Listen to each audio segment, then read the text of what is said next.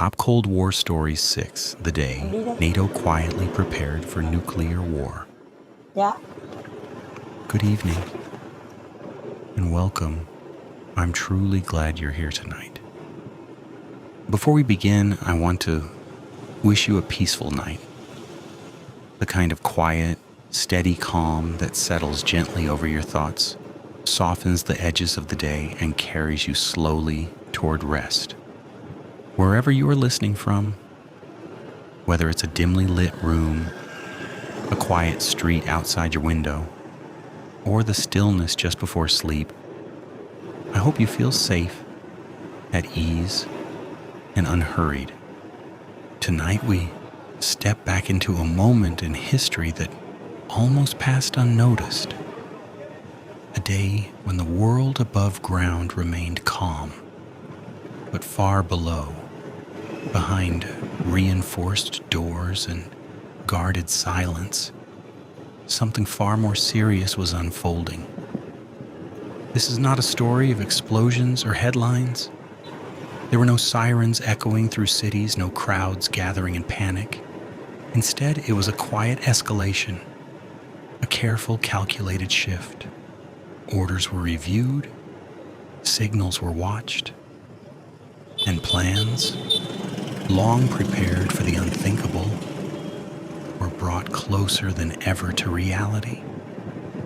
This is the story of a day during the Cold War, when NATO, without public alarm, quietly prepared for the possibility of nuclear war.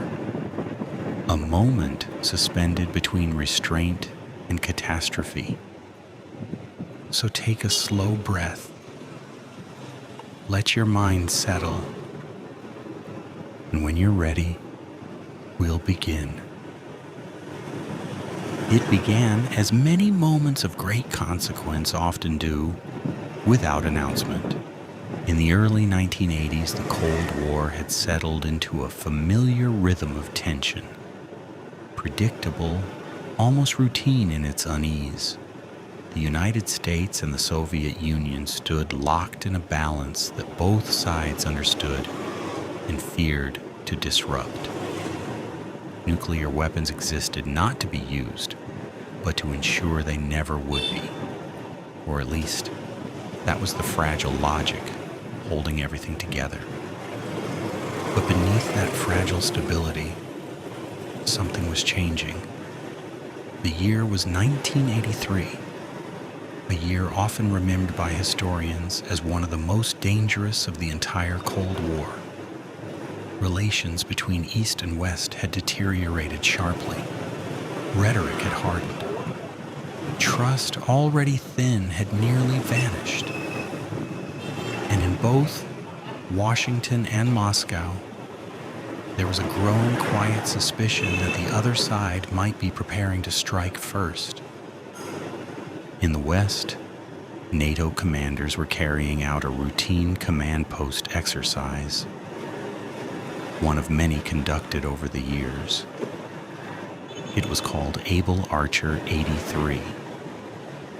On the surface, it was nothing extraordinary. Military exercises were common, even expected. They allowed leaders to test communication systems, refine procedures, and simulate crisis scenarios without crossing into real conflict. But this exercise was different. Able Archer was designed to simulate the transition from conventional war to nuclear release. That meant practicing the exact steps, the language, the timing, the coded communications that would be used if nuclear weapons were ever to be deployed. For the first time, the exercise included new levels of realism. Messages were formatted to mirror actual wartime transmissions. High-ranking political leaders were involved or convincingly simulated. Even the procedures for nuclear authorization, normally kept under strict secrecy, were incorporated into the drill. To NATO, this was a necessary evolution. A more realistic exercise meant better preparation, and better preparation in theory meant stronger deterrence. But across the Iron Curtain, the Soviet Union was watching, and what they saw did not look like an exercise. Soviet intelligence had been on edge for months. Earlier that year, the world had witnessed a shocking incident: the downing of Korean Airlines, Flight 007 by Soviet forces after it strayed into restricted airspace. The fallout was immediate and severe. Western condemnation was swift, and tensions escalated further. At the same time, the United States had begun deploying Pershing II nuclear missiles in Western Europe, missiles capable of reaching Soviet territory in minutes.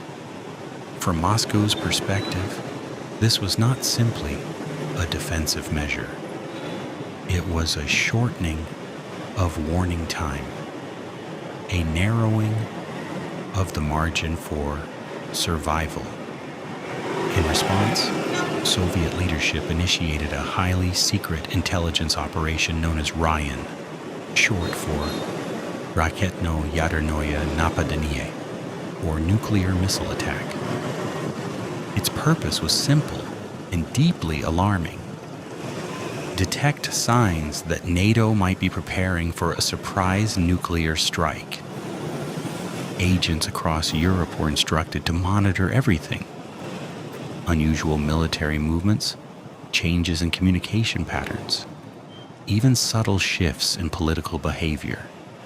Any anomaly, no matter how small, could be interpreted as a warning.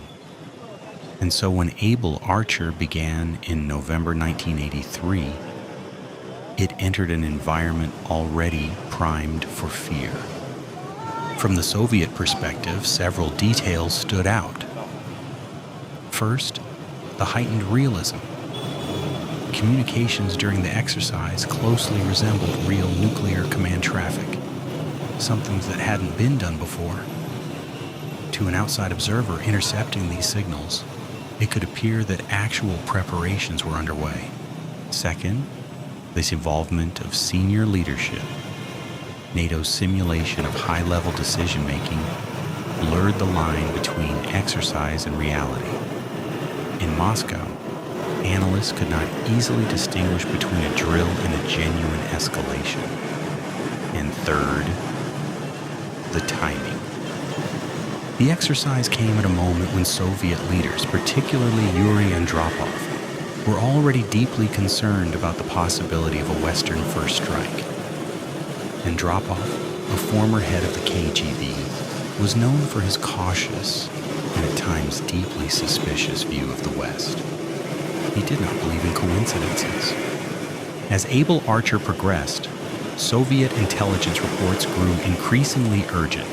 Signals that might normally be dismissed as routine were now interpreted through a lens of worst-case scenarios. Could this be the cover for a real attack? Could NATO be using an exercise to mask the final stages of preparation? These questions, once hypothetical, began to take on a more immediate weight. And so quietly, almost invisibly, the Soviet military began to respond. Nuclear-capable forces in Eastern Europe were placed on heightened alert. Aircraft were prepared.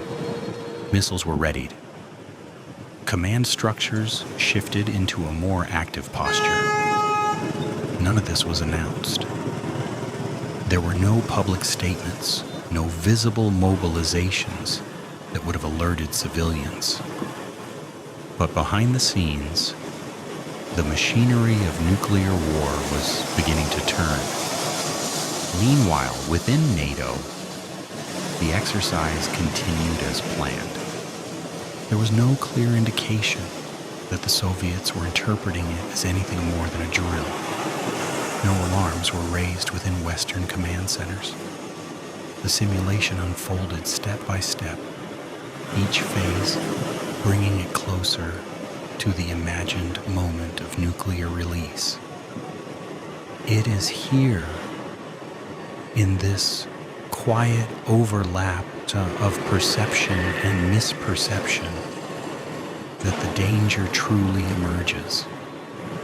On one side, a training exercise, carefully controlled, meticulously planned. On the other, a growing belief that the exercise might be something far more real. And between them, a narrowing space for misunderstanding. History often remembers the Cold War as a series of crises narrowly avoided. The Cuban Missile Crisis, the Berlin standoffs, moments where leaders stood face to face with the possibility of destruction. But Able Archer 83 was different.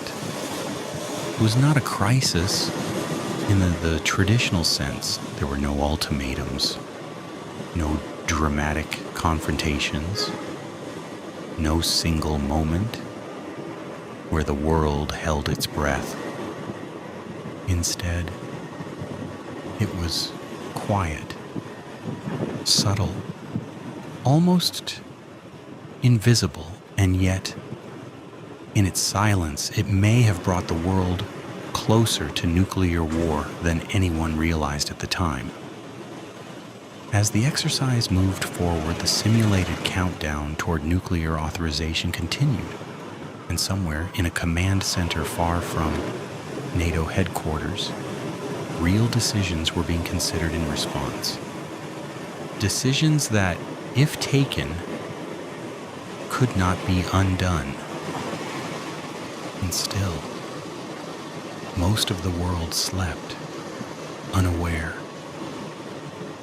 that for a brief moment in November 1983, the line between exercise and reality had begun to blur, and that both sides, in their own way, were preparing for something neither truly wanted. A war that would not be loud at first, but would end everything. As Able Archer 83 moved into its final stages, the simulation became more intense, more precise, and in some ways, more dangerous. Within NATO's command structure, the exercise followed a carefully scripted path. Communications grew more urgent. Hypothetical scenarios escalated. Conventional conflict, already imagined to be underway, was reaching a breaking point. And as the script dictated, the Alliance began preparing for the final, most consequential step: nuclear release authorization. Even in simulation, this process was treated with gravity. Codes were transmitted in formats that mirrored real-world procedures. Messages moved through secure channels with deliberate pacing. Every action was meant to reflect what would happen if this were not an exercise. For those participating inside NATO, it was a demonstration of readiness. For those watching from the outside, it was something else entirely. In Moscow, the atmosphere had shifted from suspicion to concern, and from concern to something closer to alarm. Soviet intelligence reports, collected through Operation Ryan, were being analyzed with urgency. Each intercepted signal, each fragment of communication, added another piece to a troubling picture. The patterns emerging from NATO's exercise did not look random. They appeared structured, intentional, and perhaps most unsettling of all, they appeared consistent with preparations for an actual first strike. The fear was not that war was inevitable, it was that war might already have been decided. Within the Soviet leadership, this possibility carried enormous weight. The doctrine of the time emphasized the importance of not being caught unprepared. A delayed response, even by minutes, could mean the difference between retaliation and annihilation.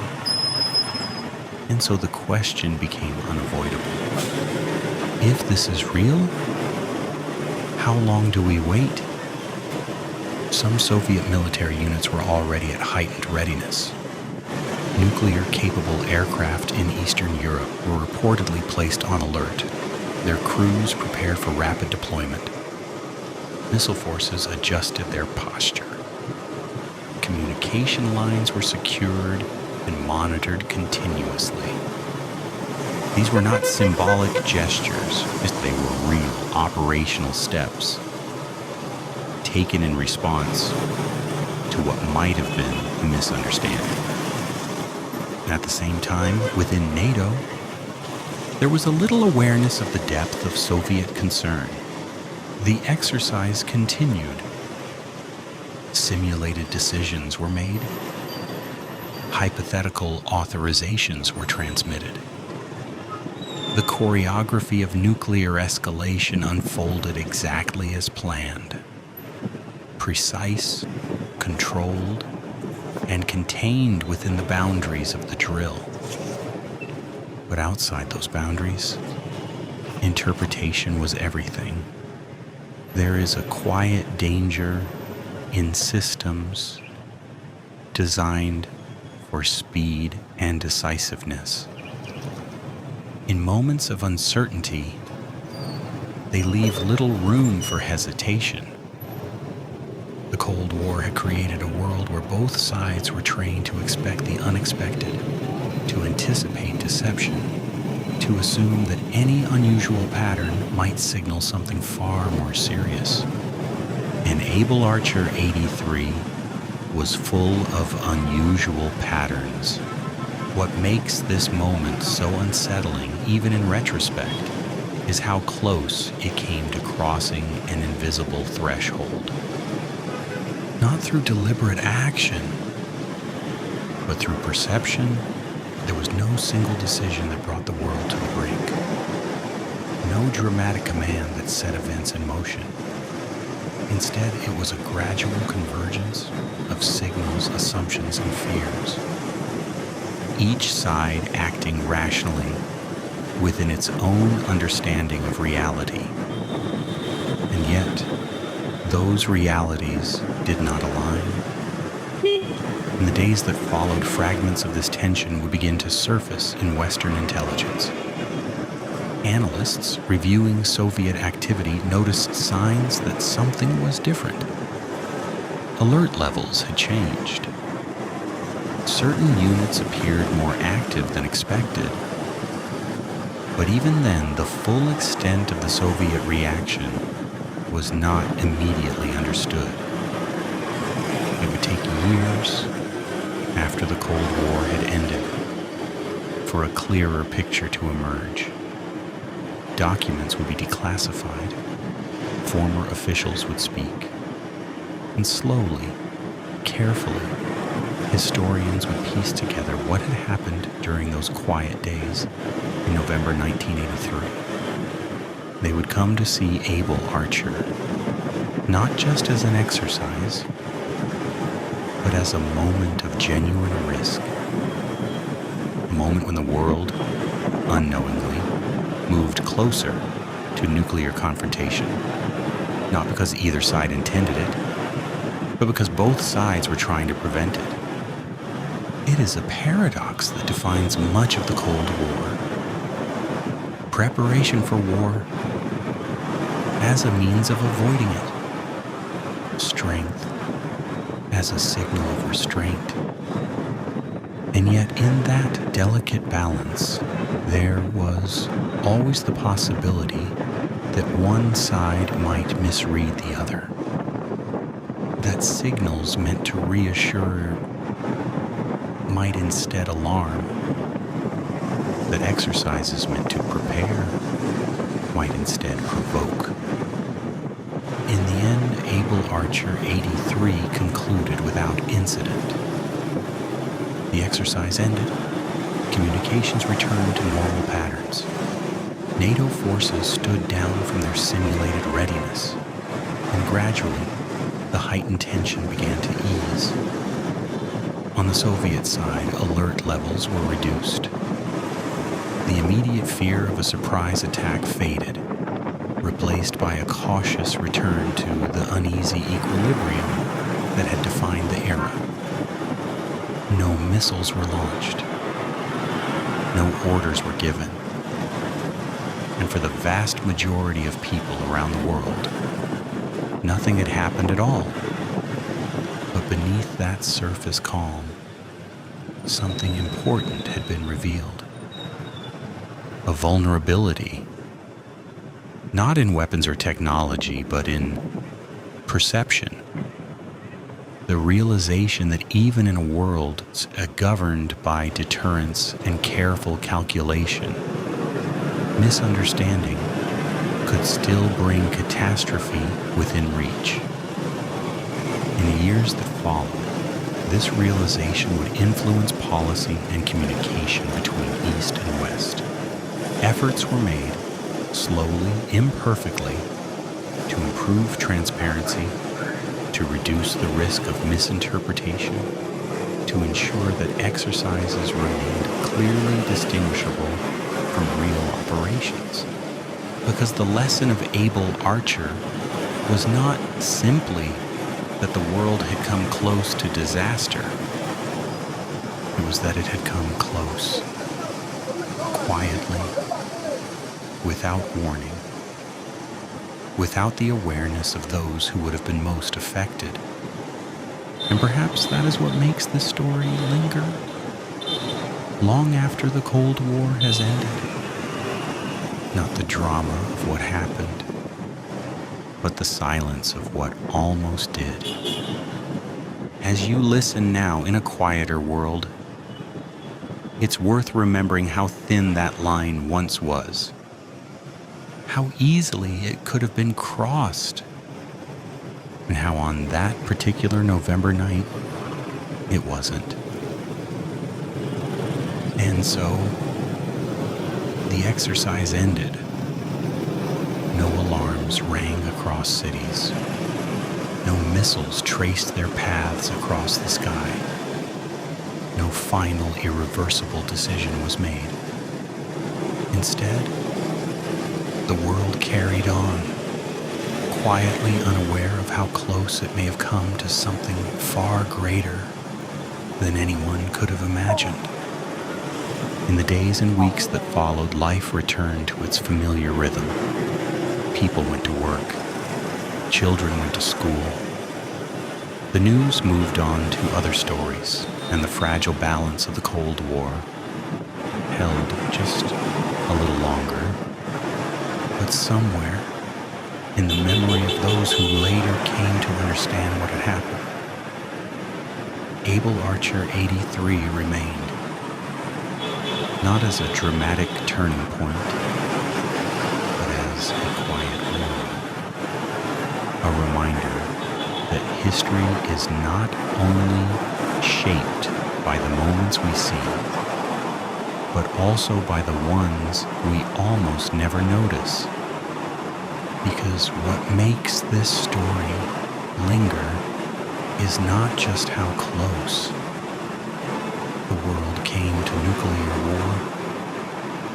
It's how easily it could have happened without anyone truly intending it. No single person made a reckless choice. No leader stood at a podium and declared war. Instead, it was a chain of careful, rational decisions, each one logical on its own, but nearly aligned in the worst possible way. A training exercise designed for preparedness. An intelligence operation designed for vigilance. Two systems, both built to prevent surprise, slowly convincing themselves that surprise was already underway. And in that narrow space between intention and interpretation, the risk of catastrophe quietly grew. Tonight, as you rest in a different world, one that still carries echoes of that past, it's worth holding on to a simple thought: that peace is not always loud. It is often quiet, sustained by restraint, by communication, and sometimes by moments of uncertainty that pass without crossing a line. The Cold War eventually came to an end, not with a final battle, but with a gradual easing of tensions, the slow recognition that the cost of misunderstanding was simply too high. And perhaps, in some small way, moments like Able Archer helped shape that realization, because they revealed something deeply human beneath the machinery of war. That even in times of fear, there is hesitation. Even in systems built for speed, there can be pause, and sometimes that pause is enough. As you settle in now, letting the weight of the story drift gently into the background, remember that history is filled with moments like this, quiet intersections where the future could have turned in a very different direction. Moments that passed without most of the world ever knowing. Thank you for listening tonight. I hope this story has given you something to reflect on, not with urgency, but with calm curiosity.